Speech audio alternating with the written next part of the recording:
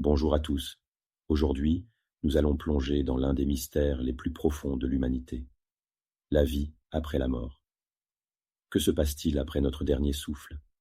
Les religions et les cultures du monde entier proposent des visions variées de ce qui nous attend, souvent sous la forme de paradis ou d'enfer. Mais si notre réalité est une simulation, que deviennent ces concepts? Et si l'au-delà, tel que nous l'imaginons, n'était qu'une autre couche de la simulation, programmée pour nous récompenser ou nous punir en fonction de nos actions dans ce monde? Dans ce chapitre, nous allons explorer cette idée fascinante, en réinterprétant les expériences de vie après la mort à travers le prisme de la théorie de la simulation. Dans de nombreuses religions, le jugement dernier est le moment où nos actions sont pesées pour déterminer notre destination dans l'au-delà. Mais si notre existence est simulée, ce jugement pourrait être réinterprété comme un algorithme complexe qui évalue notre comportement tout au long de la simulation. Imaginez que chaque action, chaque décision soit enregistrée et analysée par le programme pour déterminer si nous méritons une récompense ou une punition. Ce chapitre explore comment le concept de jugement dernier pourrait fonctionner dans une simulation, où un code informatique déciderait de notre sort après la mort, en fonction de critères programmés par les créateurs. Le paradis est souvent décrit comme un lieu de paix, de bonheur éternel et de communion avec le divin. Mais si notre réalité est une simulation, alors le paradis pourrait n'être qu'une autre simulation, créée pour récompenser ceux qui ont suivi les règles du jeu. Ce paradis simulé pourrait offrir des expériences de joie infinie, adaptées aux désirs et aux croyances de chacun, mais toujours sous le contrôle des créateurs. Ce chapitre examine comment le paradis pourrait être conçu dans une simulation, en tant qu'environnement parfait, où chaque désir est exaucé, mais qui reste une construction artificielle destinée à nous garder satisfaits et soumis. L'enfer, en contraste, est souvent décrit comme un lieu de souffrance éternelle, réservé à ceux qui ont transgressé les lois divines. Dans le cadre d'une simulation, l'enfer pourrait être une réalité virtuelle spécialement programmée pour infliger des souffrances proportionnelles aux fautes commises.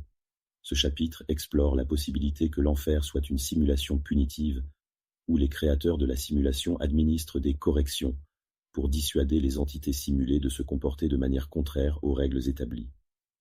Nous réfléchirons également à la nature de cette punition. Est-elle juste, programmée pour corriger, ou simplement une mesure dissuasive imposée par un code impitoyable? Les expériences de mort imminente, EMI, sont souvent rapportées comme des visions de lumière, de tunnels ou de rencontres avec des êtres divins. Si notre réalité est une simulation, ces expériences pourraient être des aperçus de la transition entre cette réalité et une autre couche de la simulation, peut-être le passage vers le paradis ou l'enfer simulé. Ce chapitre explore les EMI à travers la théorie de la simulation, en se demandant si ces visions sont des fragments de code se déclenchant à l'approche de la mort, offrant une transition vers une nouvelle simulation programmée en fonction de nos actions dans cette vie. Si la vie après la mort est une simulation, cela pourrait transformer notre perception de la mort elle-même.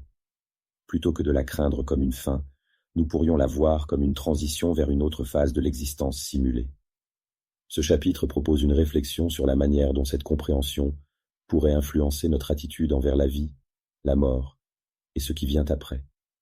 En acceptant que la mort puisse simplement être un passage vers une autre simulation, nous pourrions trouver une nouvelle paix intérieure et une motivation à vivre une vie en accord avec les règles du jeu, en sachant que nos actions déterminent notre prochaine réalité simulée. La possibilité que la vie après la mort soit une autre simulation ouvre des perspectives nouvelles et troublantes sur notre existence. Le jugement dernier, le paradis, l'enfer et même les expériences de mort imminente pourraient être réinterprétés comme des mécanismes programmés pour gérer notre transition entre différentes réalités simulées. Si ce sujet vous intrigue, faites-le moi savoir, et je serai ravi de créer des vidéos plus détaillées pour explorer ces idées en profondeur. Merci de m'avoir suivi dans cette réflexion sur les expériences de vie après la mort et la simulation, et restons connectés pour continuer à découvrir les mystères de notre existence.